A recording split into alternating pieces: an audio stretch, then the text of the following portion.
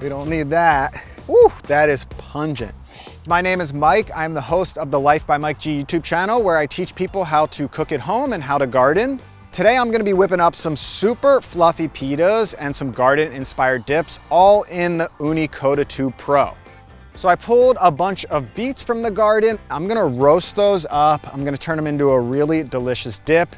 And there's also a ton of zucchini in, so I thought I would grill those up on the cast iron, serve them with a nice chimichurri sauce. And finally, one of my favorite things to make in the Ooni is fresh, fluffy pita, which is gonna work so well served up with all these garden-inspired dips.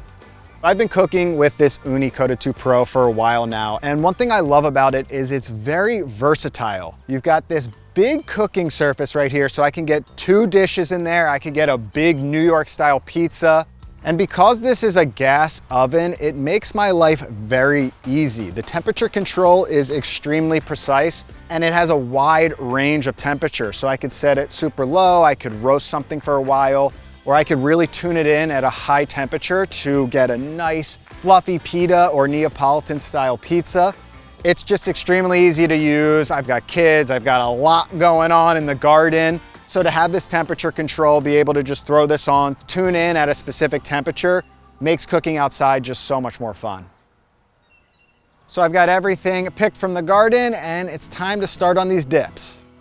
I've got just regular red beets, I've got some golden beets, some zucchini, some yellow summer squash, heads of garlic, some fresh onion, and a bunch of fresh herbs, which are really gonna influence the final flavor of these different dips. So the first thing I'm gonna do right away is get these beets in the oven, because they're gonna take the longest to roast. You're just creating a nice little tight sealed pocket so everything can steam up and roast perfectly. One of my favorite things to do is take advantage of the oven while it's preheating. I'll throw these in just right away. I'm gonna dial the temperature down, and while they're slow roasting, I'm gonna preheat this cast iron skillet as well, which I'm gonna cook some zucchinis on.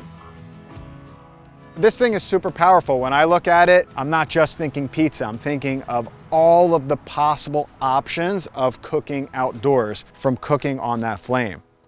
I'm just gonna push them to the side. That salt's gonna start pulling out some moisture. And in the meantime, I'm gonna prep the chimichurri, which is gonna be a nice drizzling sauce that will layer over top these zucchini once they come out of the oven. I mean, this really on any type of grilled veggie, you're gonna be a happy camper. I've messed around with wood-fired ovens for many years, and they're super fun, but because this is gas, I don't have to worry about fuel management or stoking the fire to get that perfect temperature. I can work on prepping other things like this and not have to focus or worry about the oven temperature going up or down. I've been cooking with these Ooni cast iron pans for years now. I absolutely love them.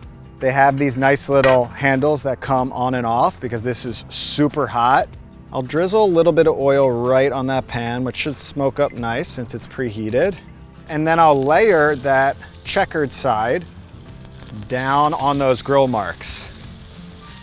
I'll hit it with just a tiny bit of oil on top, and these babies are going right in that oven. We've got this large cooking surface right here, so you can see I've got multiple dishes coming together at once, getting that nice char on that sizzle plate. You're able to get these dynamic flavors from roasting with a flame. It's one of the reasons I love cooking outside. This oven also has the Ooni Connect digital temperature hub, which is nice because if I leave the oven, I can monitor the actual real-time temperature on my phone. Wow, look at that bubble on the top. These look unbelievable. See how they just flip right over? Look at that char. You can go less than that, you can go more, but I mean the amount of flavor and caramelization that is created from this pan and that high heat, that's unbelievable. Now you can see how this creation is coming together. All of those slices that I made, that is extra crevasses and surface area to suck up all of this sauce. Now you can serve this dish as an appetizer. You could chop it up into pieces. You could serve it whole as like a side dish. But you can see we've got that beautiful caramelization, that nice char. When you have that glass visor on the oven, it creates some beautiful heat retention. So we're able to just hit some nice, even high temperatures, and we can get this beautiful coloration. You can also remove the visor if you need to throw something a little bigger in there, like a roasted chicken, which I have cooked in this uni. All right, I'll give it a taste. That's incredible. There's nothing like just the simplicity of fire roasted vegetables. Oh my God, that's so good. So I think these beets should be perfectly roasted through. They've just been slow cooking in there, taking advantage of all that extra heat we've produced in the preheating. So I'm gonna pull these and you're gonna see some magic. Look how the knife just inserts like butter. So I'll let those cool and then I can peel them. Oh, monarch butterfly. The beauties of cooking in the garden. The skins just peel off perfectly. Look at these beautifully roasted jewels. I'm gonna jack up the temperature to high blast. And I'm really just looking to get some nice color and some char on those onions and beets, which is just gonna enhance the flavor of this final dip. These are roasty, roasty. Wow, unreal. You can see the beets are a little bit darker because of the sugars in there, nice and caramelized. So what I'm gonna do is get all of this into this little blender cup. I got a few additional ingredients. You just get hit with this sugar punch. Like I can smell the sweetness of those beets. That is like the most vibrant dip color I've ever seen in my life. All right, we've got some fresh feta here. I'm just gonna crumble that right on. Toasted sesame seeds, the fresh drizzle of olive oil. I just picked a fresh cucumber from my garden. Let's give it a taste. Whoa, the beet has such a rich, earthy flavor, but it's also packed with so much sweetness that comes from that roasting, mixed in with the creaminess of that tahini, and then of course the brightness of the lemon and the vinegar. You get that nice feta, that salty, creamy punch on top. That is a dip to impress right there. Wow. We've got our dips ready to go. It is time to fire up one of my favorite things to make in the pizza oven, which is fresh, fluffy pita. These are super high hydration, so we're gonna totally coat it in flour. Now these can be rolled out with a rolling pin, just like that. You can stretch it out with your fingers, whatever's easiest to bang out a bunch of pitas. And I don't wanna roll these out as thin as, say, a pizza. It's kind of like a 1/4 inch thickness, because I want a nice chew to the inside. I want some fluffiness in there. So right at that point is perfect.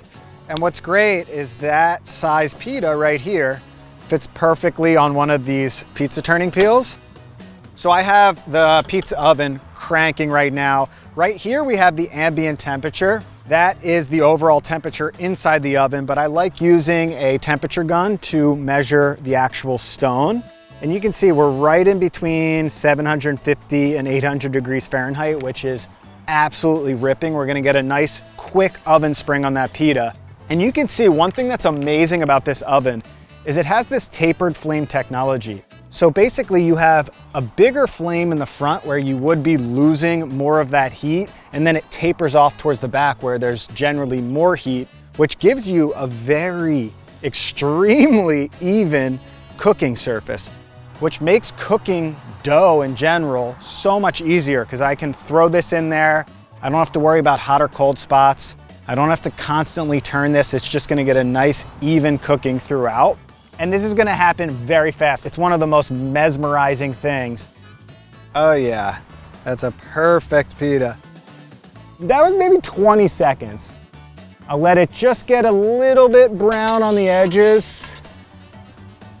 And boom, perfectly steaming fresh pita. Look at that steam shooting out of the inside of that pita. So we've got some nice dark spots. We're cooked through. It's a little bit crispy on the exterior. So I don't recommend trying this at home, but there's nothing like ripping in to a fresh, oh my God, look at that steam.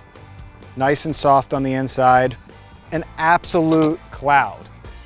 So now that I've got the technique nailed down on one, I'm gonna start stacking pita and we'll have a little party. All right, pitas are finished.